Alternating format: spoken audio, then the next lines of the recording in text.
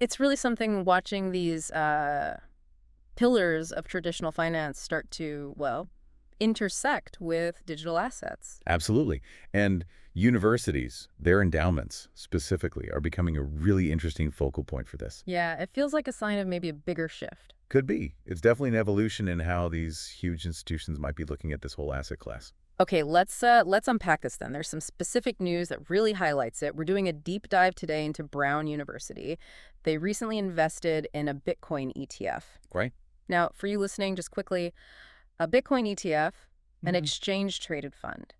It's basically a way for big outfits like a university endowment to get exposure to Bitcoin's price. Mm-hmm.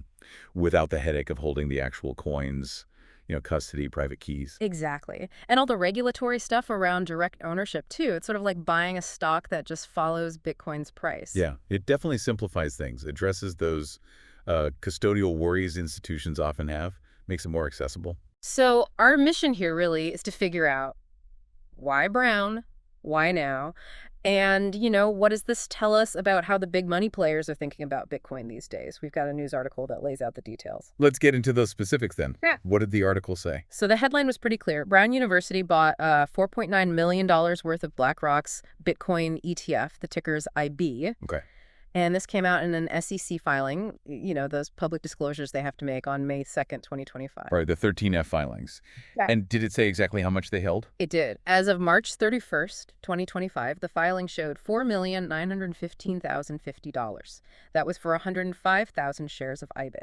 Got it. $4.9 million, 105,000 shares. And what's really interesting, I think, is that it's a new position. They bought all of that sometime between January and March this year. Okay, so not something they built up over time, a recent decision. Exactly. And the article puts it in context that $4.9 million is part of a much bigger filing, like $216 million across all their listed positions. Right, so it's still a relatively small piece of that disclosed pie, but significant nonetheless. But the key thing is the Bitcoin move itself. And it makes Brown, the third U.S. university we know of to publicly jump into Bitcoin somehow? That's right. Third one. So, it's starting to look less like a one-off and maybe more like, the start of something. Definitely. The article actually brings up the other two as well, gives us some context. Emory University and the University of Austin, UATX. We should probably touch on them too, right, to see the different approaches. Yeah, absolutely. Let's look at Emory first. They were actually the first ones to disclose Bitcoin exposure. Publicly, anyway. When was that? Their SEC filing dropped October 25th last year. It showed they owned almost 2.7 million shares of the Grayscale Bitcoin Mini Trust ETF. Wow. 2.7 million shares. How much was that worth back then? Around $15.1 million at the time of filing. And given Bitcoin's run since October, that could easily be over $21 million now, maybe more. Quite possibly, yeah. Significant appreciation. And the reason it became public, the article mentions Emory's CIO said it was because the Grayscale Bitcoin Trust converted into an ETF. Ah, so the ETF structure itself triggered the disclosure, or maybe made it easier. It seems like it. It points to how that ETF wrapper, that regulated structure, might be a key factor for these institutions getting involved. It brings a certain level of perhaps regulatory comfort or just standard reporting. That makes sense. And it probably ties into why they prefer ETFs over holding Bitcoin directly. Exactly. There's a quote in there from Matthew Lyle, an accounting professor at Emory. He basically says, using big names like Grayscale or BlackRock for an ETF feels, safer. Less risk of theft compared to managing the actual Bitcoin yourself. Right. For an endowment with fiduciary duties, that security aspect, trusting a known manager, must be huge. Definitely. It's about managing risk. Okay, so that's Emory using the Grayscale ETF. Now, the University of Austin, UATX, they took a different route, didn't they? Yeah, a bit different. They didn't go the ETF route initially. Back in May 2024, they actually partnered with a firm called Unchained. They're a Bitcoin financial services company. Partnered for what purpose? The goal was to raise $5 million in Bitcoin directly for their endowment, so actual Bitcoin donations. Interesting. So directly holding the asset. How did that go? Well, the article notes Unchained CEO Joseph Kelly kicked things off by donating to Bitcoin himself. Okay. And his reasoning was interesting. He tied it to UATX's focus on free speech and modern academics.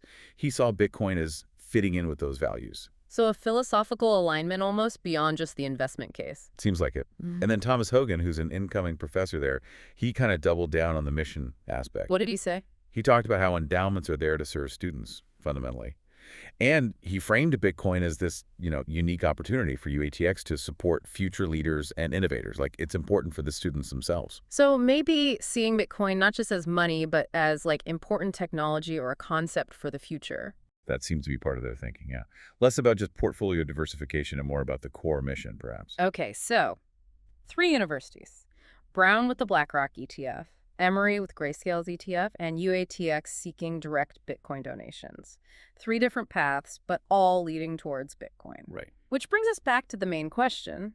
Why is this such a big deal? Why should you, listening, care that university endowments are starting to put money into Bitcoin, indirectly or directly? Well, I think the significance really lies in what it signals about institutional confidence. University endowments, they think long-term, like decades, sometimes centuries long. Yeah, their goal is preserve and grow capital forever, basically, to fund the university's mission. Exactly. So when they start allocating to Bitcoin, even via an ETF, it suggests they're seeing it as more than just a flash in the pan. It implies a belief in its long-term viability, maybe even as a legitimate asset class. So it's not just quick speculation. It's these super long-term, often conservative investors saying, okay, there might be something real here for the long haul. Precisely. It chips away at that image of Bitcoin being only for speculation.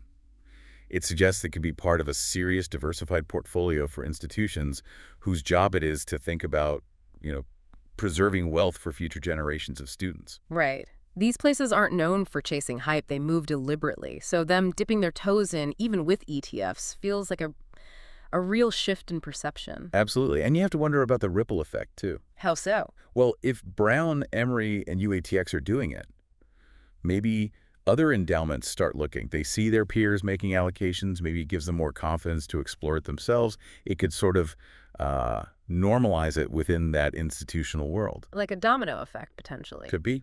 Certainly helps build the case. So the takeaway isn't just the $4.9 million, so that's not nothing. No, it's substantial. But it's the who. It's Brown University, a respected, established institution. That carries weight, doesn't it? It might open doors for others. Exactly. It adds another layer to this narrative of Bitcoin maturing, becoming, more integrated into the traditional financial system, and potentially helping these universities secure their financial future, which ultimately benefits students. Okay, let's wrap this up then.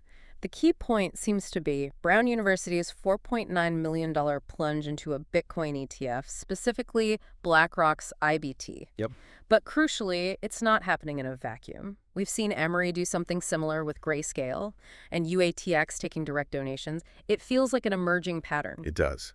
A growing comfort, maybe a growing belief among these institutional players, university endowments, that Bitcoin has a future as a real asset. Suggests the whole digital asset space is, well, maybe growing up a bit, getting more woven into the fabric of finance. I think that's a fair way to put it. Integration seems to be happening. All right, so here's something for you to chew on. What does this trend, universities getting into Bitcoin, really signal for the broader financial world and for digital assets going forward? Forget universities for a second. Who else might we see jumping in that we maybe wouldn't expect? Worth thinking about the long game here, right? As this whole thing keeps evolving.